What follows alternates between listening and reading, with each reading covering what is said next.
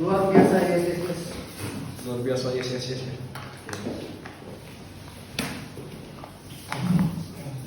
Oke, hari siang ini kita akan belajar lagi satu kebenaran firman Tuhan selama beberapa minggu ke depan. Kita akan belajar tentang doa. Oke, kita akan belajar tentang doa, beberapa hal tentang berdoa, karena ya nanti kita akan melihat kenapa kita perlu belajar dan perlu lagi untuk diingatkan tentang doa. Untuk bagian pertama ini, sebelum mulai tadi kebetulan tadi ada sesuatu yang unik ya di bawah di bawah. Jadi tadi pengkhotbahnya tuh bilang sesuatu yang cukup membuat gue merenungkan ya. Dia tadi bilang kalimat kayak gini di pendetanya bilang kalimat kayak gini. Sekarang nih ya lagi beredar ya di sosial media ya debat-debat teologi tentang ketuhanan Yesus, tentang Allah Tritunggal dan lain sebagainya macam. Terus dia menganalogikan gini, ini ibarat kata kursi sama kursi lagi debat bicara lagi memperdebatkan tukang kayunya. Itu adalah sebuah ide yang konyol ya, yang lucu juga ya. Kursi sama kursi membicarakan tukang kayunya, emang bisa? Emang bakal ngerti 100%? Emang bakal tuntas gitu? Kita bisa mengerti Allah? Tidak. Makanya sejauh yang Allah memberikan kepada kita pengertian melalui kebenaran firman Tuhan, ya itu yang bisa kita pelajari. Kayak contohnya, misalnya dia ngasih contoh tadi, misalnya jepanya, kita di sini ada jepanya ya. Bagaimana kita tahu tentang jepanya? Hanya dari apa yang kita dengar dari orang tentang jepanya. Betul nggak? Pertama itu. Karena biasa kan orang tahu dari orang lain kan. Dan yang kedua dari bagaimana jepanya memperkenalkan dirinya. Terus dia bilang gini, emang kalian tahu kalau jepanya makan itu pakai tangan kanan atau tangan kiri? Ada yang tahu? Jepanya bangun tidur jam berapa? Ada yang tahu? Jam 5. Jepanya, ada yang tahu Jepanya dalam sehari bernapas berapa kali? Gak ada yang tahu kan? Nah dia bilang gini, makanya sejauh apa yang diperkenalkan Jepanya ataupun yang diperkenalkan orang lain kepada Jepanya, itulah yang bisa kita ketahui. Sisanya misteri. Wah itu pas aku dengar itu, belia juga ya. Jadi sejauh apa yang Allah perkenalkan kepada kita melalui kebenaran firman Tuhan, itu yang bisa kita mengerti tentang Allah. Sisanya misteri, kita nggak pernah bisa tuntas mengenal Allah. Sekali lagi, kita tidak pernah bisa tuntas ya mengenal Allah. Bahkan manusia aja, kita mengenal manusia lain tidak tuntas. Jadi kita bisa mengenal Allah melalui apa yang Dia rela nyatakan melalui kebenaran firman Tuhan. Makanya itulah pentingnya kita belajar Alkitab supaya kita mengerti apa yang harusnya kita lakukan di dalam hidup. Oke? Kita akan belajar tentang doa beberapa minggu depan. Dan kenapa harus bicara tentang doa? Jadi review selama 2 tahun ini kan memang kita punya tema besar yaitu planting ya, menanam. Setelah kemarin kita bicara banyak tentang doktrin, kita belajar tentang doktrin keselamatan, terus juga kita bicara hukum utama dan terutama. Ada yang masih ingat? Ya kita bahas tentang Great Commandment dan Great Commission udah kita tuntaskan karena itu yang dibilang utama dan terutama. Maksudnya kita nggak utamakan ya, kan lucu juga ya. Nah setelah itu kita udah diberikan awareness di tempat ini baik di reveal maupun di real tentang sungguh pentingnya belajar firman Tuhan. Tetapi awareness yang sama harus kita miliki juga di dalam mempelajari pentingnya berdoa. Karena ada beberapa hal yang harus kita mengerti di dalam Alkitab. Apa sih pendapat Alkitab tentang cara berdoa manusia? Sekali lagi, apa pendapat Alkitab tentang cara berdoa manusia? Boleh di next. Ini harus kita tahu. Pertama, Roma 8 ayat 26, coba buka. Roma 8 ayat 26, sudah dapat?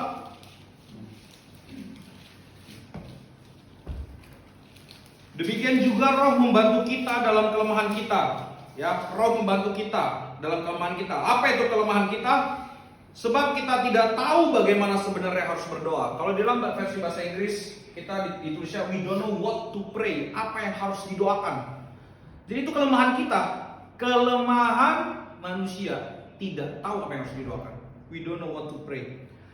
Bagaimana sebenarnya harus berdoa. Tetapi Roh sendiri berdoa untuk kita kepada Allah dengan keluhan-keluhan yang tidak terucapkan. Dengan statement ini aja kita jadi tahu bahwa kita ini sebenarnya tidak tahu apa yang harus didoakan. Terus selama ini kita berdoa apa?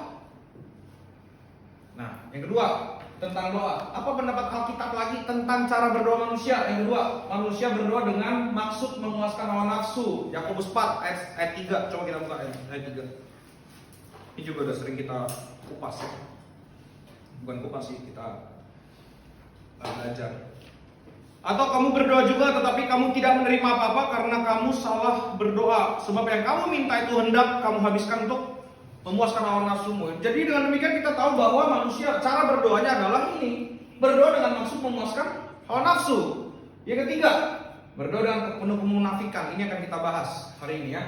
Yang keempat, berdoa tanpa kegigihan. Ada yang tahu isi perintah apa Alkitab yang bicara tentang mintalah, maka kan diberi, carilah maka mendapatkan, ketoklah maka. Nah, orang tuh akan bicara, memang judul perikopnya adalah hal pengabulan doa, tapi intinya adalah di kegigihan dalam berdoa. Jadi kalau di dalam Yesus sedang berkata, engkau mau doamu dijawab, berdoalah dengan gigih.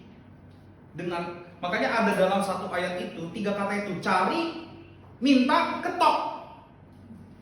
Ya, cari, minta, ketok. Jadi seberusaha itu manusia, segigih itu manusia untuk meminta sesuatu sama Tuhan. Makanya kalau orang baru berdoa sekali, terus nggak mau berdoa lagi besoknya, ya janganlah kok. Pertama kok berarti nggak tahu apa yang mau kau doakan, dan kau nggak tahu sebenarnya berdoa itu bagaimana. Ya ini baiknya yang pertama. Itu ya. Makanya orang yang malas berdoa itu sangat kacau lah dirinya, karena dia sebenarnya tidak tahu fungsinya di dunia ini apa, tujuan hidupnya di dunia ini apa. Harus bagaimana di bumi ini nggak tahu apa. Ya makanya berdoa tanpa kegigihan. Yang kelima, tidak mau berdoa dalam persekutuan. Ya, kadang-kadang nih kalau ada yang doa syafaat di sini kan, gue suka dengerin kan di belakang kan. Mari kita berdoa buat bangsa dan negara. Tuhan berkati bangsa dan negara kami, pemerintahan kami, amin. Nah, lu nggak tahu apa yang sebenarnya harus doain tentang bangsa dan negara ini. Nah, kita diajak bersama-sama untuk kenapa kita harus belajar firman Tuhan supaya kita tahu juga berdoa bagi bangsa dan negara. Ya, jadi kita gimana ya, di dalam persekutuan kita ada pokok-pokok doa yang harus didoakan. Bahkan misalnya kita berdoa buat refill dan real, misalnya kita berdoa untuk itu. Ada nggak yang ngerti sampai benar-benar mendoakan keluhan-keluhannya real dan refill? Nah ini yang sebenarnya kita juga jangan-jangan nggak ada yang ngerti. Jangan-jangan yang cuma melihat sekilas aja, atau jangan-jangan cuma mendoakan keberadaan dirinya di dalam real dan refill, atau eksistensinya supaya tidak terganggu di dalam real dan refill. Ngerti gak? Jadi di dalam persekutuan ada supaya eksistensinya tidak terganggu, tidak terguncang dengan adanya masalah-masalah atau gesekan dari sekeliling. Tidak mau berdoa dalam persekutuan, makanya dia tidak tahu bagaimana caranya berdoa di dalam persekutuan. Berdoa syafaat, tidak mengerti apa yang harus dipanjatkan, tidak tahu mendoakannya. Yang parahnya lagi, dia udah nggak bisa dan nggak mau berdoa dalam persekutuan. Udah gitu dia juga sulit bersekutu secara pribadi. Bener gak? Rata-rata orang yang datang berdoa di gereja itu jarang ada yang doa di rumah. Di gereja kelihatannya rajin, di rumah kagak pernah.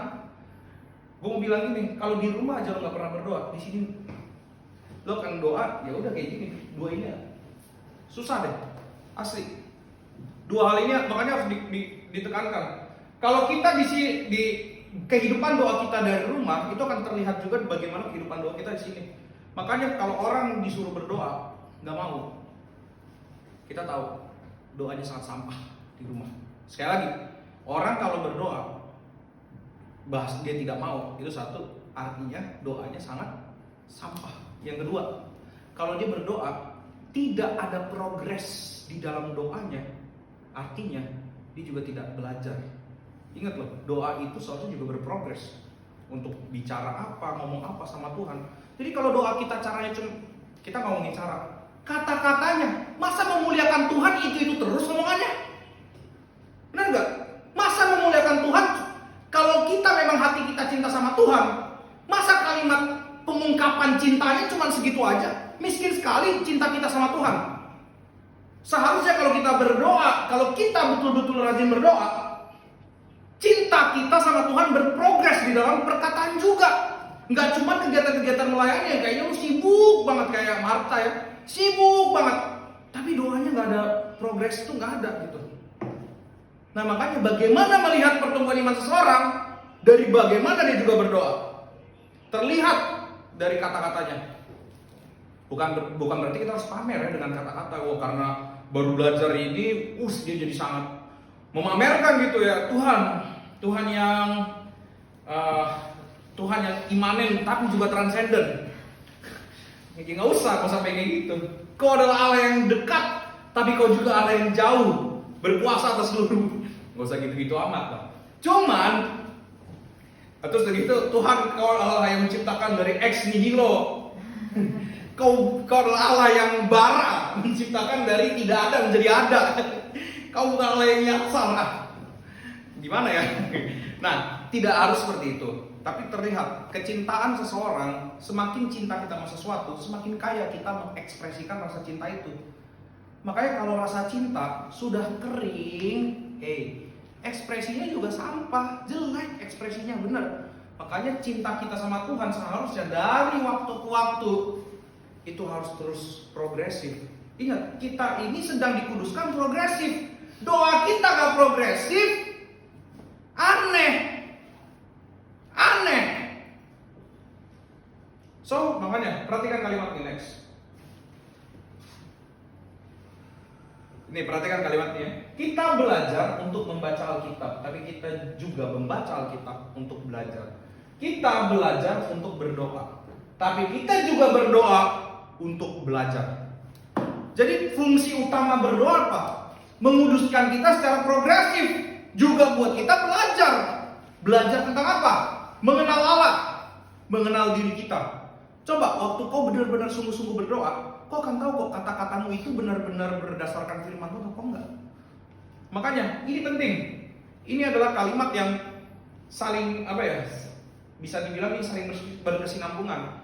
Kita belajar untuk membaca Alkitab. Jadi waktu orang membaca Alkitab ada cara-cara membaca, betul ya?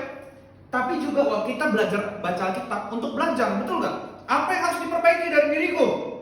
Begitupun berdoa. Kita belajar untuk berdoa. Ingat sekali lagi, tadi Roma 8 ayat 26 bilang apa?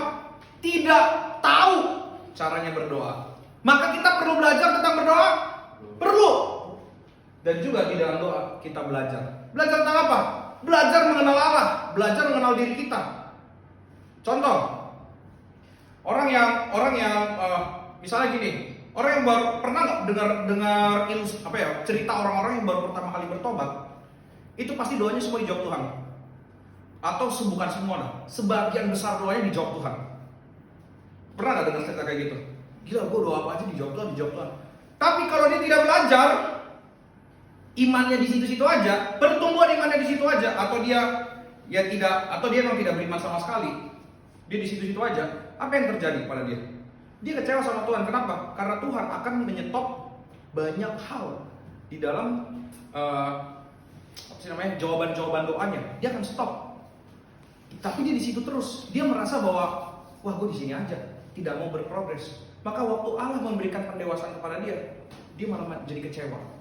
Itulah makanya kita perlu ngerti, waktu kita berdoa, kita belajar untuk apa? Lebih dewasa lagi. Jangan terus-terusan minta. Coba sekarang pertanyaanku, refleksi buat diri kita masing-masing. Waktu berdoa, misalnya seminggu ini berdoa, seminggu kemarin berdoa.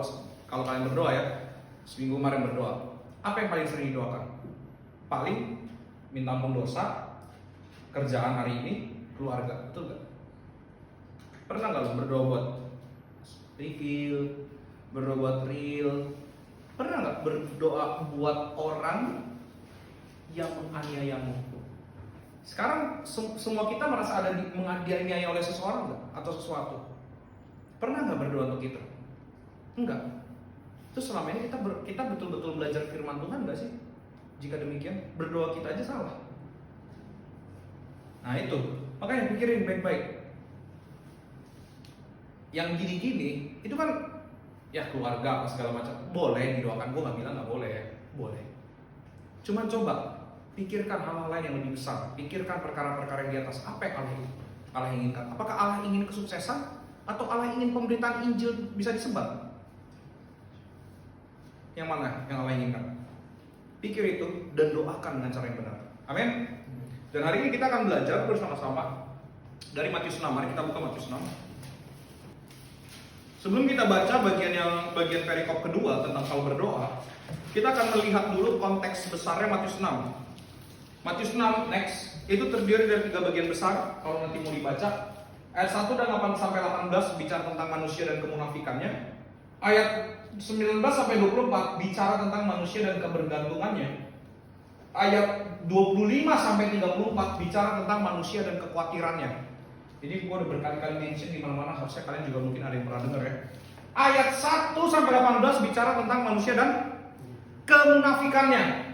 19 24 kebergantungan, dan yang bagian ketiga 25 sampai 34 bicara tentang kekhawatiran. Nah, ini karena penulisnya orang Yahudi, dia punya tradisi penulisan namanya kiasmus. Jadi intinya ada di tengah sini. Inti Matius 6 ada di sini, manusia dan kebergantungannya. Ini kayak sandwich, ini dagingnya, ini rotinya atas bawah. Jadi kenapa manusia itu munafik? Salah bergantung. Kenapa manusia khawatir? Salah bergantung. Paham ya? Nanti kita akan kupas, kok bisa begitu cara melihatnya. Kenapa manusia munafik? Salah bergantung. Dan kenapa manusia khawatir? Salah bergantung. Nanti kita akan lihat sama-sama dari Matius 6 ini. Coba kita lihat sekarang. Kita baca Matius 6 ayat 5 sampai ayat 8. Kita nggak baca sampai ayat 6 sampai ayat 15 ya kayaknya. Ya, kita nggak baca sampai ayat 15 karena itu minggu depan kita akan bahas tentang doa Bapa kami ya. Matius 6 ayat 5 sampai ayat 8. Aku bacakan buat kita semua. Mari kita perhatikan baik-baik, simak baik-baik. Dan apabila kamu berdoa, janganlah berdoa seperti orang munafik. Mereka suka mengucapkan doanya dengan berdiri dalam rumah-rumah ibadat dan pada tikungan-tikungan jalan raya supaya mereka dilihat orang. Aku berkata kepadamu, sesungguhnya mereka sudah mendapat upahnya. Coba digaris bawah kata-kata itu. Sudah mendapat upahnya. Jadi buat apa mereka berdoa sama Tuhan? 6.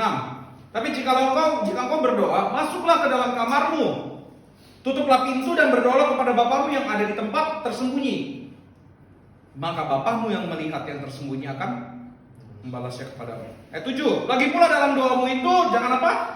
Janganlah kamu bertele-tele seperti kebiasaan orang yang tidak mengenal Allah. Mereka menyangka bahwa karena banyaknya kata-kata doanya akan dikabulkan. Jadi janganlah kamu seperti mereka. Karena Bapakmu mengetahui apa yang kamu perlukan sebelum kamu minta kepadanya. Perhatikan kalimat-kalimat ini baik-baik ya. Nah, jadi di dalam konteks ini 200 tahun sebelum penginjilan, cerita tentang penginjilan Yesus, orang-orang Farisi ini hadir dengan program hidup kudus. Sekali lagi, mereka punya program namanya hidup kudus. Makanya salah satu cara mereka menunjukkan hidup kudus adalah dengan berdoa. Oke? Dengan cara berdoa. Jadi sebenarnya kalau mau diperhatikan ayat 5, 6, 7, 8 itu adalah serangan pertama untuk orang-orang ahli Taurat dan orang Farisi. Kita harus ngerti dulu. Nah, tapi ada yang unik. Coba baca Matius 5 ayat 20. Coba perhatikan kalimat ini. Sekali lagi tadi orang Farisi punya kebiasaan untuk punya misi waktu itu adalah hidup kudus, gerakan hidup kudus. Maka aku berkata kepadamu, jika hidup keagamaanmu tidak apa? Lebih benar daripada hidup keagamaan ahli-ahli Taurat dan orang-orang Farisi, sesungguhnya kamu tidak akan masuk ke dalam kerajaan surga. Perhatikan itu ya. Jadi seakan-akan di sini Yesus kasih benchmark, kasih standar. Kalau kehidupan keagamaanmu tidak lebih benar dari ahli Taurat dan jadi dikasih nih kayak sebuah tanda ini nih. Jadi ini standarnya adalah berarti standarnya siapa? Ahli Taurat dan orang Farisi. Seakan-akan Yesus sedang bicara seperti itu. Perhatikan nih ya. Nah, nanti kita akan melihat ini omongan ini untuk seperti apa. Ntar kita lihat. Maka nanti setelah itu dari ayat 21 sampai 48 pasal 5 akan menjelaskan tentang hukum Taurat. Ini ingat, pasal 5 ini khususnya untuk murid-murid Yesus. Oke? Pasal 5 ini khusus untuk murid-murid Yesus sebenarnya. Tapi nanti di dalam cerita khotbah di bukit datang orang-orang lain termasuk ahli Taurat dan orang Farisi. Maka pasal 6 itu Yesus mau menghajar ahli Taurat dan orang Farisi. Lihat, tadi kan di pasal 5 ayat 20 dibilang jika kehidupan keagamaanmu tidak lebih benar. Wih, lagi diangkat nih ahli Taurat dan orang Farisi. Tiba-tiba dijatuhin di pasal 6 dengan hal pertama apa? Memberi sedekah. Jadi kemunafikannya dibongkar semua sama Yesus. Mungkin nanti setelah ini ada yang berkata kayak gini, makanya udah kita nggak usah jadi orang itu orang biasa aja, ya. Jadi orang Kristen biasa-biasa aja. Nggak perlulah ngasih sedekah, nggak perlu berdoa sampai dilihat banyak orang, nggak perlulah untuk berpuasa, nggak perlulah melakukan kegiatan-kegiatan keagamaan dilihat orang. Buat apa? Jadi orang Kristen biasa aja. Nah, buat orang-orang Kristen yang biasa, mungkin dengan cara itu kau sedang menghina saudara-saudaramu yang sedang berusaha hidup kudus. Tapi jangan lupa, kau harus baca Matius 5 ayat 20 tadi. Jika kehidupan keagamaanmu tidak lebih benar dari ahli Taurat dan orang Farisi, maka kamu tidak masuk dalam kerajaan surga.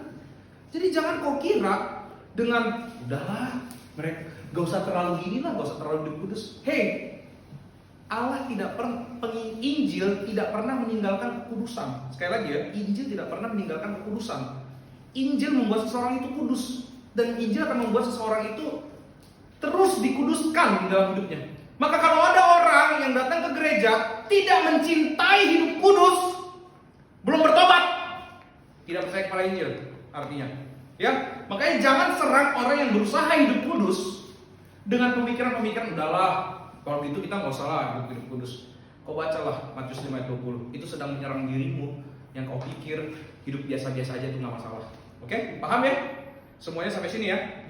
Nah, jadi kita ngerti di dalam bagian ini kayaknya Yesus nih lagi ngomong tentang lagi baik-baikin ahli Taurat dan orang Farisi. Tapi sebenarnya di pasal 6 dibanting mereka habis-habisan dengan kalimat yang perlu kita lihat di ayat 5 pertama-tama ya. Coba kita baca Matius 6 ayat 5. Kalimat pertama yang ngomongin, dan apabila kamu berdoa janganlah berdoa seperti apa? Orang munafik.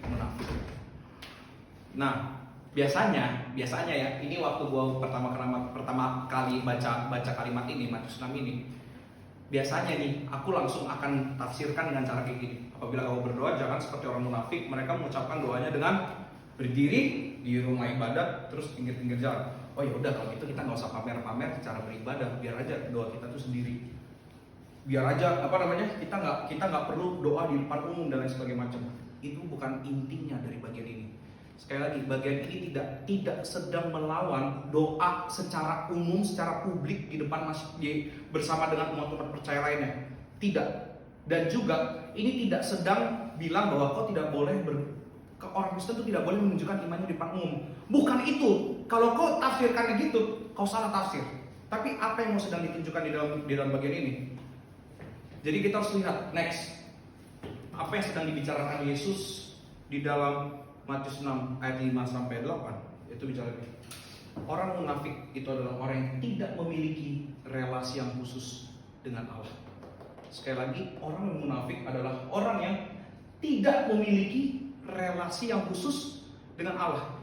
Nanti kita akan lihat cara berpikirnya Yesus itu seperti apa ya di dalam bagian ini. Sekali lagi, kita akan melihat tidak memiliki relasi yang khusus dengan Allah. Bagaimana caranya manusia memiliki relasi yang khusus dengan Allah? Bagaimana caranya? Percaya kepada Injil, percaya kepada Yesus. Baru kita memiliki relasi yang khusus dengan Allah, betul? Jadi bukan kita yang datang sama Allah, tapi Allah yang datang sama kita, Allah yang mengubah kita, dan kita bertobat, merespon panggilan Allah dengan pertobatan. Maka kita memiliki relasi yang khusus dengan Allah. Jadi itu dulu pertama-tama. Maka waktu orang memiliki relasi yang khusus dengan Allah, dia akan disebut Kristen. Dan artinya apa? Dia akan melakukan apa yang Yesus lakukan. Kalau Yesus berdoa, maka dia akan berdoa. Kalau Yesus menginjil, maka dia akan menginjil. Kalau Yesus usir setan, maka kita kan kayak ragu. Benar Yesus usir setan nggak? Pasti kita bisa usir setan? Kayak ragu lo semua. Kemarin baru kejadiannya ada pengusiran setan di bawah. Oke ya. Jadi apa yang Yesus lakukan itu akan dilakukan oleh orang percaya. Tapi di dalam bahasa asli kata munafik ini, hypocrites, itu pengertiannya apa? Hypocrites ini punya arti adalah aktor atau they pretend, merasa bahwa mereka adalah orang Kristen, merasa bahwa mereka menyembah Allah. Aktor, oke? Ini ada hubungannya dengan aktor. Pertanyaanku, seorang aktor waktu dia memerankan satu peran, haruskah peran itu sama dengan kepribadiannya? Harus? Nggak harus. 99% aktor nggak mungkin persis sama apa perannya itu dengan kepribadian dia, benar nggak? Dan satu lagi, waktu dia mau memerankan itu, dipelajarin nggak perannya? Pelajarin sungguh-sungguh nggak? Bayangkan orang Farisi mempelajari kekristenan untuk jadi aktor, bukan jadi orang Kristen. Sekali lagi ya, orang Farisi dan ahli Taurat mempelajari kekristenan dengan sungguh-sungguh bukan untuk jadi orang Kristen, tapi jadi aktor. Jadi dia berlaku seperti orang Kristen, tapi berkedok, punya topeng. Jadi mereka bukanlah yang sejati, mereka adalah yang palsu. Tapi mereka belajar nggak? Sungguh-sungguh nggak belajar? Memerankannya sungguh-sungguh nggak? Sungguh-sungguh juga. Makanya mereka berdoa juga. Doanya lebih sungguh-sungguh daripada kita yang ada di tempat ini yang ngomongin Injil terus-terusan. Makanya Yesus bilang, kalau kehidupan keagamaanmu tidak lebih benar dari orang Farisi. Paham sekarang maksudnya Yesus apa? Yang acting aja sungguh-sungguh. Kamu yang katanya sungguh-sungguh anak, palsu ibadahnya. Yang acting aja sungguh-sungguh belajar. Lah kita malas-malesan. Coba baca Matius 23 ayat 15. Baca Matius 23 ayat 15. Sudah dapat semua? Ini salah satu kalimat yang gua mengerikan banget bacanya. Ayat 15 ngomong apa? Celakalah kamu, hai ahli Taurat dan orang Farisi.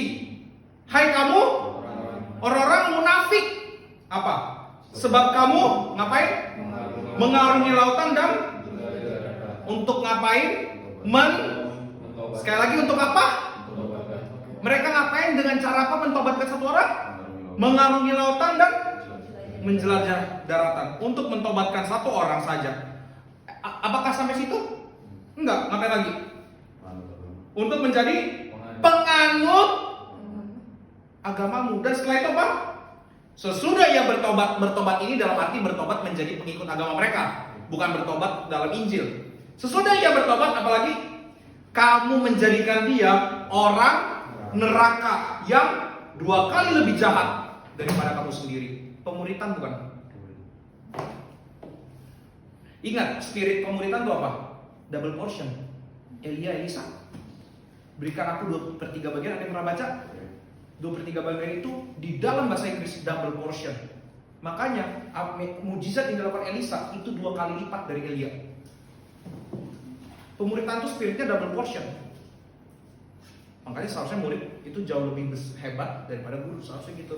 Makanya Yesus bilang, engkau akan melakukan perkara yang lebih besar. Ini yang lakukan siapa? Ahli Taurat dan orang Farisi.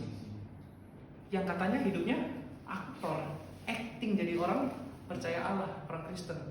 Tapi yang di sini udah ngarungin lautan, udah ngarungin daratan, buat mentobatkan satu orang. Baca Matius 5:20. Jika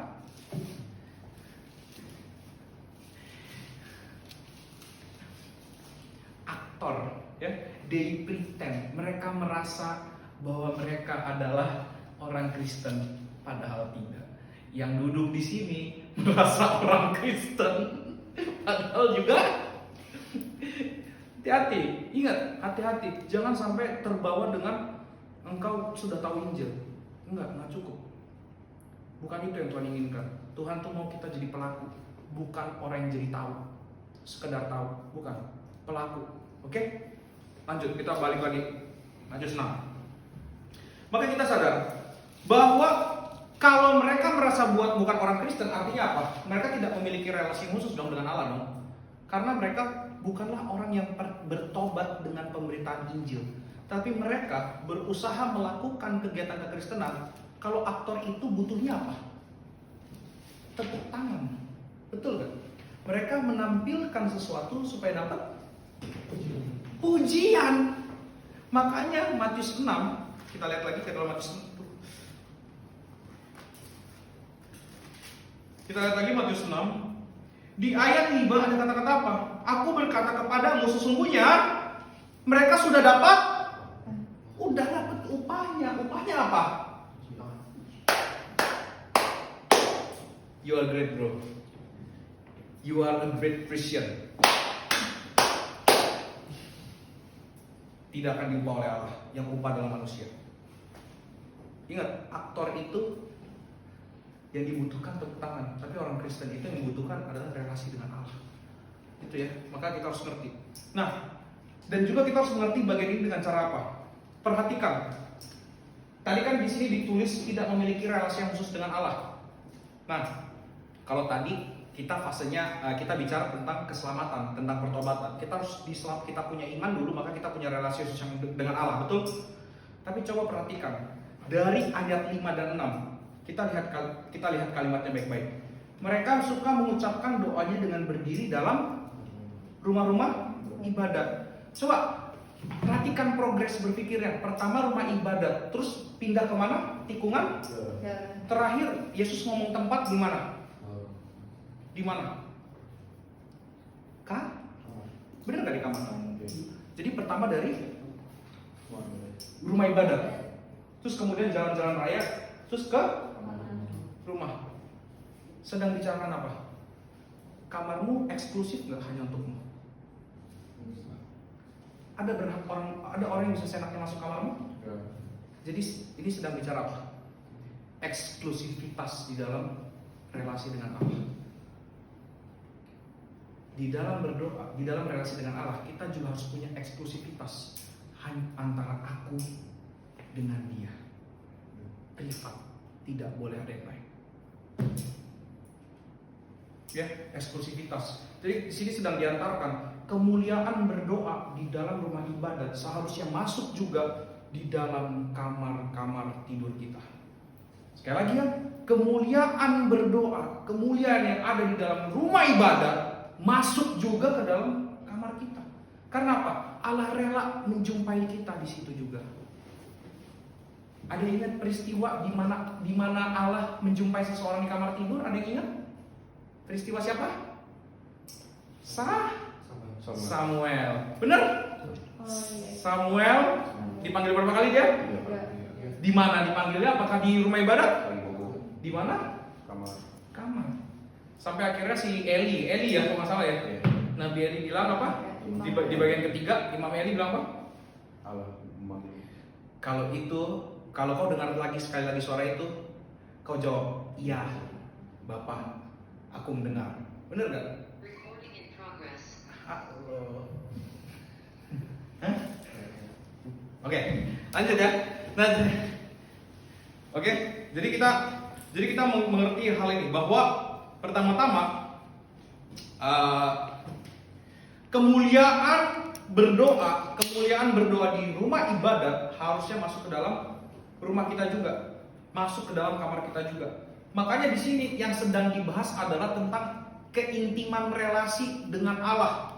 Makanya orang Kristen yang tidak punya keintiman relasi dengan Allah itu adalah orang Kristen yang bukan orang Kristen, nggak bisa dibilang gitu. Orang Kristen itu memiliki relasi yang khusus dengan Allah dan dia pun mengorbankan dirinya untuk memiliki relasi yang khusus dengan Allah. Maka coba baca kalimat ini, next. Nah, kita baca pendapat dari Sinclair B. Ferguson ini. Dia bilang gini, berdoalah, kata Yesus. Tetapi ketika engkau melakukannya, lupakanlah keberadaan dirimu sendiri. Jangan pula menghiraukan keberadaan orang di sekitarmu. Kuncilah dirimu di dalam kamar secara diam-diam, tanpa bersuara, hanya bersama Tuhan. Ia melihat apa yang saudara lakukan secara tersembunyi dan inilah yang bernilai di hadapannya. Jadi kita melihat di sini bahwa bicara tentang eksklusivitas di dalam berdoa. Next lagi, apa lagi? Pendapat dari Sinclair B. Ferguson ini yang lebih gokil. Next. Sebenarnya istilah hipokrit menunjuk kepada seseorang yang bertugas menjawab paduan suara. Jadi ini konteks awalnya pakai buat kayak gini. Seseorang yang bertugas menjawab paduan suara. Jadi kalau dapat paduan suara gitu, dia yang jawab gitu ya. Inilah yang telah dilakukan oleh orang-orang Farisi. Kegiatan ibadah mereka bukan lagi menjawab panggilan Allah. Sebaliknya mata mereka tertuju kepada paduan suara pendapat orang tentang mereka. Ibadah mereka ini lebih bersifat teatrikal, jauh daripada kesejatian. Aktor, ya, teatrikal. Jadi makanya jangan kita melihat dulu kayak gini. Kan orang kalau melihat baca kalimat-kalimat kayak gini kan, ini akan ngomong, wah berarti kita nggak boleh berdoa di depan umum. Terus coba kalau kita baca baik-baik kalimatnya. Mereka suka mengucapkan doa dengan berdiri rumah ibadah dan pada tikungan-tikungan jalan raya. Kalimat berikutnya apa? Supaya mereka dilihat orang. Pertanyaannya, kita bisa nggak menghakimi motivasi orang dalam berdoa? Nggak bisa. Jadi jangan kita langsung, wah waktu baca kalimat ini berarti kita jangan punya maksud. Biasa kayak kita menafsirkan kan? Jadi kita jangan kalau berdoa jangan punya maksud untuk dilihat orang. Susah kalau kita langsung menafsir dengan cara seperti itu. Makanya apa yang mau dibagikan di dalam bagian ini? Di dalam bagian ini yang mau dibagikan adalah eksklusivitas di dalam berdoa. Orang yang tidak bisa duduk diam bersama dengan Tuhan, punya relasi dengan Tuhan yang intim, dia tidak mungkin jujur di dalam relasinya dengan Tuhan dimanapun dia berada. Sekali lagi, orang yang tidak punya relasi yang intim dengan Tuhan di kamarnya, dia tidak akan pernah jujur di dalam relasinya dengan Tuhan dimanapun dia berada. Jadi ibadahnya itu jadi kayak teatrikal. Ada yang hancur kehidupan doanya. Lalu kenapa datang ke gereja seakan-akan kau ingin seakan-akan langsung kayak Henshin gitu ya, berubah jadi Ultraman pas segala macam. Jangan-jangan kau datang ke gereja ini karena ini pengen main panggung. Pengen berbagian di dalam watak. Tapi kau sebenarnya tidak punya relasi yang benar sama Allah. Maka perhatikan, sekali lagi, untuk di dalam bagian ini, relasi dengan Allah itu adalah yang paling penting. Dengan cara apa? Pertama, bertobat. Betul ya? Bertobat. Yang kedua, punyalah relasi yang eksklusif dengan Tuhan. Oke? Jadi sekarang semuanya yang ada di Reveal seharusnya ngerti. Setelah ngerti bagian ini, cara kita beribadah sangat munafik waktu kita tidak punya relasi yang khusus dengan Allah. Maka sekarang pertanyaannya, mau nggak engkau punya relasi yang khusus dengan Allah di dalam kehidupan sehari-harimu? Mau nggak kau meluangkan waktu? Gak usah sejam dulu, 5 menit dulu, tapi progresif gitu loh. 5 menit bulan ini, 5 menit tambah lagi 5 menit bulan depan. Kalau kau nggak tahu cara, Kak, gue bingung mau doa apa? Doa gue kayaknya cuma itu aja. Gak apa-apa. Yang itu aja kau doain dulu dengan gigih. 5 menit. Yang bulan pertama 5 menit ini doain aja itu dulu. Nanti bulan depan tambah lagi. Ntar gue tambahin pokok doanya. Kalau mau tambahin, ya doain jemaahnya gitu ya. Doain siapa. Kan kita udah berkali-kali bilang ya, sebelahmu itu perlu kau doakan. Coba lihat sebelahmu. Dia adalah, dan gue harus ngomong gini. Coba perhatikan, kenapa Yesus suruh murid-muridnya untuk mengasihi satu dengan yang lain? Ya, aku memberikan perintah baru kepadamu, Yohanes. Ingat, yaitu apa? Untuk kamu saling mengasihi. Kenapa? Karena gereja lebih rentan pecah daripada bersatu. Sekali lagi, ini setelah aku pelajari dengan sungguh-sungguh, gereja lebih rentan pecah daripada bersatu. Maka kalau kau tidak mau berdoa buat sekelilingmu, kau tidak mengasihi orang yang di sebelahmu. Kalau kau tidak mengasihi, dan jangan pernah menuntut benefit apa-apa dari komunitas yang tidak pernah kau doakan sama sekali. Sekali lagi, jangan pernah menuntut benefit apapun dari komunitas yang tidak pernah kau doakan sama sekali. Kau sudah tidak doakan, kau tidak doakan pemimpinnya, kau tidak doakan sebelahmu, kau minta benefit dikasih kasihani. Pikir, Perbuatan macam apa seperti itu? Pikiran macam apa seperti itu? Tidak. Udah gitu tidak ada sumbangsi di dalam. Maunya dikasih terus. Tidak ada tenaga, pikiran, uang, waktu yang dikorbankan. Lalu minta terus. Pikiran seperti apa kayak gitu? Makanya banyak di dalam gereja seperti itu. Banyak. Di dalam persekutuan selalu ada orang-orang seperti itu. Maka kita harus ngerti, persekutuan lebih rentan hancur daripada terus berjalan. Maka kalau kau sayang sama rumah ini, kau harus berdoa bagi rumah ini dengan sungguh-sungguh. Jadi, dan jangan pernah berharap benefit untuk sesuatu yang tidak pernah kau doakan. Ya, kau mau melihat rumahmu bagus, kau tidak pernah berdoa buat rumahmu, jangan pernah minta benefit apapun. Ya, kau nggak pernah berdoa buat temanmu, kau nggak pernah. Di sini ada yang pernah berdoa buat bosnya, bos di kantornya ada yang pernah mendoakan. Kau tidak pernah mendoakan bosmu, kau minta benefit dari dia, kurang ajar.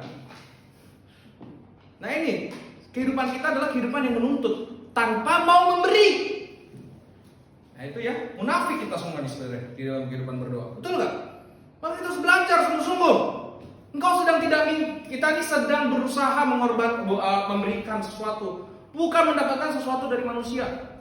Makanya orang yang selalu berpikir tentang dirinya, orang yang beribadah tidak punya relasi khusus dengan Allah adalah orang yang sedang main drama di dalam kehidupan kerohaniannya. Oke? Makanya kita harus baca sekali lagi ayat 5. Apabila kamu berdoa, janganlah berdoa seperti orang munafik. Mereka suka mengucapkan doanya dengan berdiri. Perhatikan, berdiri. Ya, orang Farisi kalau doa berdiri, dan berkali-kali itu selalu diperbandingkan orang Farisi dan pemungut cukai. Pemungut cukai ngapain? Berlutut. Ada nanti kalau kalian tahu pernah baca kitabnya ya. Ada kisahnya. Ada orang Farisi sama orang Farisi doanya, Tuhan, aku berpuasa seminggu 1000 kali. Pemungut cukai cuma bilang apa? Tuhan, kasihanilah aku orang berdosa ini. Pemungut cukai dia jongkok, dia berlutut, sedangkan orang Farisi berdiri. Berdiri ini seperti tanda melawan Allah, dan ini adalah aktor. Sekali lagi ini adalah orang munafik. Mereka merasa mereka adalah orang, mereka mengikut Allah. Lanjut, mereka suka mengucapkan doa dengan berdiri di rumah ibadat, tikungan jalan raya supaya mereka dilihat orang. Aku berkata kepadamu, sesungguhnya mereka sudah mendapat upahnya. Tapi jika engkau berdoa, masuklah ke dalam kamarmu, tutuplah pintu dan berdoalah kepada Bapamu yang ada di tempat tersembunyi. Perhatikan kalimat ini berikutnya. Maka apa? Bapamu yang melihat yang tersembunyi akan membalasnya. Semua di sini pernah deketin perempuan ya, gue rasa, atau laki-laki ya. Pernah ya? Enak nggak kalau teleponan depan umum? Kalau teleponan pengen mesra-mesraan nih, enak nggak teleponan depan umum? Yang ada apa? Waktu kita mau coba teleponan, dia bakal bilang apa? Lagi di mana? Udah nanti aja, bener nggak? Betul. Aneh banget. Aneh banget, ngapain sih? Norak deh. Maunya kalau udah berdua aja. Betul? Udah nyampe rumah. Nah, perhatikan kalimat ini. Makanya di dalam bagian ini, relasi kita dengan Allah itu relasi yang seperti itu, seperti seorang suami istri ada di dalam kamar juga. Ingat, Allah itu kan dia akan datang menjadi mempelai pria. Kita ini adalah mempelai wanitanya Kristus, betul? Dan ini Bapamu yang melihat yang tersembunyi akan membalasnya kepadamu. Jadi kita punya relasi yang intim. Kenapa? Karena waktu kita mengintimasi punya relasi yang intim dengan Allah, ternyata kita bisa berkomunikasi dengan baik dengan Allah. Dan itulah saatnya kehidupan kita menjadi limpah di dalam berdoa. Ya, perhatikan ini ya. Makanya sekarang sediakan waktu, jangan sisakan waktu. Sediakan waktu untuk berdoa. Berdoalah dengan disiplin. Orang Farisi sekali lagi ya, mereka punya kegiatan hidup kudus. Mereka berdoa bisa 3 kali dalam sehari. Dan mereka berdoa tepat di jam-jam yang ditentukan. Nanti kalau mau dibaca salah satunya, contohnya siapa? Petrus. Ingat, kita udah pernah bicara di dalam Kisah Rasul 3 ayat 1. Petrus ke rumah ibadat jam 3 petang untuk berdoa. Jadi ada jam-jamnya. Ya. Di jam sediakan waktu di jam segitu dan berdoalah di jam segitu. Nanti pasti gue yakin akan ada banyak kemalasan. Pasti. Yang namanya mau ketemu Tuhan, selalu akan ada godaannya. Jadi jangan merasa kalau kau udah tetapkan jam hari ini, aku bisa. Engkau akan banyak pikul salib. Ya. Jadi kau harus melawan itu semua. Amin. Nah, yang bagian kedua yang kita lihat di ayat 7 dan 8. Perhatikan. Lagi pula dalam doamu itu janganlah kamu bertele-tele seperti kebiasaan orang-orang yang tidak mengenal Allah. Orang yang tidak mengenal Allah, doanya apa? Bertele-tele. Kapan? Gue pernah waktu aku dalam teologi yang ngaco ya, pernah aku berdoa saat panjang. Dan biasanya aku berdoa saat panjang pas kapan? Pas lagi ada masalah hati kan, masalah yang luar biasa, masuk kayak Tuhan, aku tahu Kau Allah yang sangat baik di antara seluruh bumi ini. Aku tahu Tuhan. Tapi biasanya gini, ya aku serahkan seluruh kehidupanku, rencanaku sama Engkau. Tapi berdoa lagi, Tuhan. Pernah nggak lu kayak berdoa kayak gitu? Paksain, bilangnya udah serahin, tapi doain terus-terusan. Karena sebenarnya lu nggak seras, jadi sebenarnya lu nggak jujur di dalam doa lu. Terus udah gitu lu kita tuh kayak orang berhutang. Orang berhutang tuh biasanya ngapain? Manis-manis dulu kan. Soalnya kita mau berhutang Jepanya. Pak Jepanya, Pak. Biasa panggil Jack jadi Pak. Pak Jepanya, masuk. Terus dia bingung, dari mana? Biasanya kalau datang tuh langsung dimaki-maki. Langsung dia, dari mana Pak Jepanya loh. Ada status. Nah itu, kayak gitu. Dibaik-baikin. Orang kalau mau utang biasanya baik dulu di depan. Habis itu baru diutangin. Nah cepet dong. Nah gue punya kuasa. Nah ini harus kita lihat. Orang yang bertele-tele tuh kayak orang yang berhutang tuh. Datang sama Tuhan, baik-baikin Tuhan. Terus kayak segala macam. Kehidupan doa kita tuh pernah nggak kita tuh seperti itu? Atau jangan-jangan kita sedang seperti itu juga. Waktu kita menuntut sesuatu akan Tuhan, sama Tuhan, kita tuh berdoanya dengan kayak gitu-gitu, bertele-tele lah, kalimat panjang-panjang. Makanya di sini di dalam ayat 7 ini ngomong apa? Mereka menyangka bahwa karena banyaknya kata-kata, doanya akan dikabulkan. Mereka menyangka. Ada satu kisah yang kayak gini dalam Alkitab, dalam Perjanjian Lama. Ada yang ingat nggak? Ada yang tahu nggak? Kisah tentang siapa? Elia melawan Nabi Baal. Ada yang ingat? Ada yang tahu ceritanya seperti apa? Waktu itu musim kering, 3 tahun tidak ada hujan. Terus mereka bikin tugu-tugu persembahan gitu. Terus nabi-nabi Baal itu ngapain? Udah sampai bacok-bacok dirinya, udah sampai segala macam, tidak turun-turun hujan. Elia cuma berdoa, langsung turun semua, langsung turun api. Sorry, kok hujan ya? Langsung turun api ngebakar mesbahnya, korban dan juga yang ada di situ lah semuanya. Nah, nabi-nabi Baal itu udah sampai gini-gini diri, udah sampai ngomong gak jelas, udah sampai kayak gimana, mereka tidak terjadi apa-apa. Nah itu ya, jadi kenapa mereka kayak gitu? Karena mereka tidak punya pengenalan akan Tuhan. Mereka salah. Makanya kalau kita mengenal siapa Tuhan kita, kalimat berikutnya di ayat 8 ngomong apa?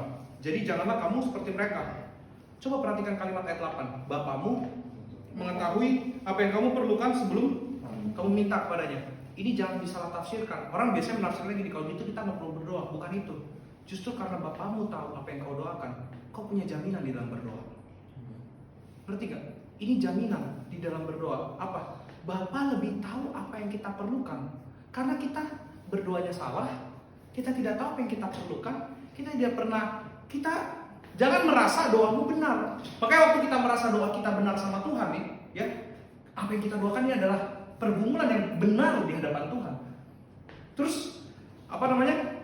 kita berharap nih, setelah kita baca kalimat ini, kayak kalau gitu ngapain gue berdoa? Karena Bapak udah tahu apa yang gue doakan. Bukan, Bapak tahu apa yang kau perlukan. Karena apa? Kau salah berdoa. Kau tidak tahu caranya berdoa. Ini adalah sebuah jaminan bagi kita. Dengan demikian, kita tahu Allah mendengarkan kita. Dan Allah yang lebih tahu apa yang kita perlukan.